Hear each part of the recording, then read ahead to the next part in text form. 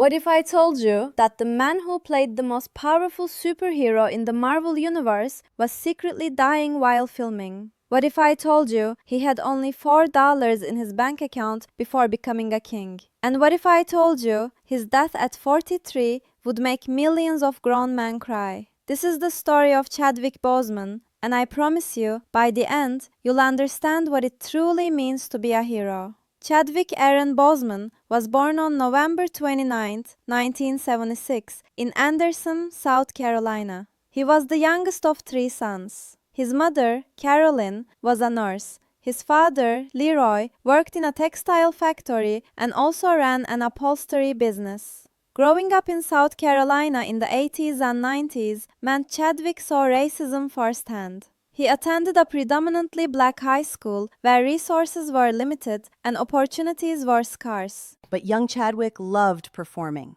He loved basketball. He loved writing. He loved acting. In high school, he wrote his first play. It was about a young man who was killed in a drive-by shooting. The story was inspired by a classmate who had been shot and killed. That tragedy affected Chadwick deeply. He realized that art could tell important stories. Art could honor people. Art could change perspectives. After high school, Chadwick attended Howard University in Washington, D.C., one of the most prestigious historically black universities in America. He studied directing. He wanted to be a filmmaker. At Howard, Chadwick met Phylicia Rashad, the legendary actress who taught in the drama department. She saw something special in Chadwick. She became his mentor.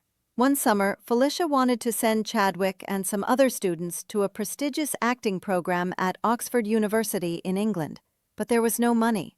The program was expensive. Phylicia did something incredible. She called a friend, the legendary actor Denzel Washington, and asked if he would sponsor the students. Denzel agreed. He paid for Chadwick and the other students to attend the program. Chadwick never forgot that. Years later, when he finally met Denzel Washington as a successful actor, he thanked him. Denzel didn't even remember, but Chadwick said, "You changed my life."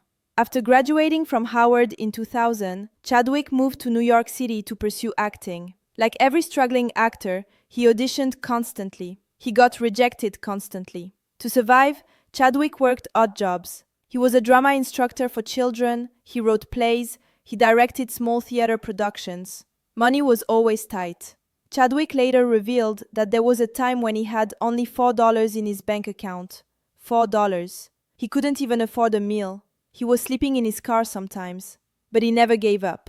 He kept auditioning. He kept believing. In 2003, Chadwick got cast in a TV soap opera. It was a steady paycheck. Finally, he thought, "I'm making it." But then something happened that would define Chadwick's career. The writers wanted his character to be a stereotype. They wanted him to play a black man who was violent, ignorant, and one-dimensional. Chadwick refused. He went to the producers and said, "I will not play this character this way. Black men are more than stereotypes. I want to bring dignity to this role." The producers were not happy. They said, "This is how the character is written. Take it or leave it." Chadwick left it. He was fired. Many people told him he was stupid. They said, "You were finally getting steady work and you threw it away over pride?" But Chadwick said, "It's not pride, it's dignity. I will not contribute to negative stereotypes of black people. I'd rather struggle with dignity than succeed with shame." That decision cost him. For years, Chadwick struggled. He couldn't find consistent work. He continued to write and direct small theater productions. He taught acting classes. He barely made ends meet, but in 2008, Chadwick's life began to change. He was cast in his first major TV role in the series Lincoln Heights, then he started getting small film roles. But Chadwick's big break came in 2013. He was cast to play Jackie Robinson, the first black baseball player in Major League Baseball, in the film 42. To prepare for the role, Chadwick trained intensely. He learned to play baseball like Robinson. He studied Robinson's mannerisms, his speech, his walk. He lost weight to match Robinson's lean build. When 42 was released, critics and audiences loved it. Chadwick's performance was praised. He had captured Jackie Robinson's courage, dignity, and humanity. Suddenly, Chadwick Boseman was a name people knew. Then, in 2014, Chadwick played James Brown, the godfather of soul, in the film Get On Up. Again, Chadwick's performance was incredible. He embodied James Brown's energy, his dancing, his complexity. Then, in 2017, Chadwick played Thurgood Marshall, the first black Supreme Court justice in the film Marshall. Chadwick had a pattern. He chose roles that honored black heroes. He used his platform to tell stories of dignity and strength. But Chadwick's biggest role was yet to come. In 2016, Marvel Studios announced they were making a Black Panther movie. They needed an actor to play T'Challa, the king of the fictional African nation of Wakanda. Chadwick was cast, but he didn't know yet that this role would change his life and the culture forever. In 2016, while preparing for Black Panther, Chadwick was diagnosed with stage 3 colon cancer. He was only 39 years old. Doctors told him the prognosis was serious. He would need surgery, chemotherapy, and treatment. It would be a fight. Chadwick made a decision that shocked his family. He decided not to tell the public. He didn't want people to pity him. He didn't want the cancer to define him. He wanted to keep working. So Chadwick went to work on Black Panther while secretly battling cancer. He underwent chemotherapy between filming. He lost weight. He was in pain. But he never complained. He never told his co-stars.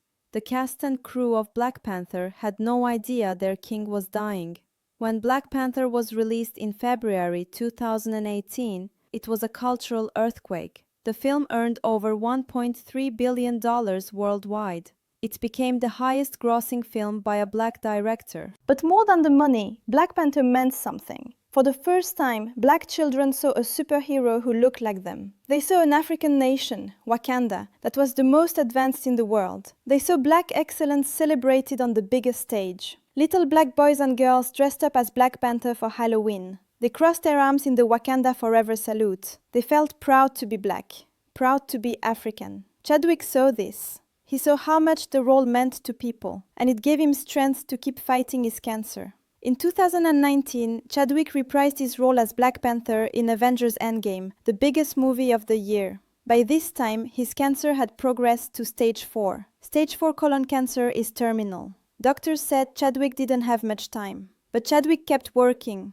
He filmed more movies. He made public appearances. He smiled. He inspired. No one knew he was dying. People who saw him at events noticed he looked thinner. Some people on social media cruelly mocked his weight loss. They didn't know he had cancer.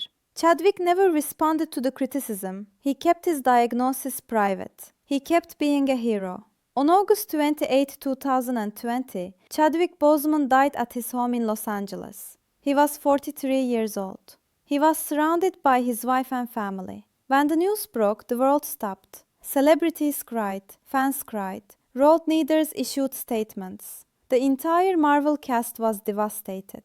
People couldn't believe it. Chadwick had been so strong, so inspiring, and all along he was dying.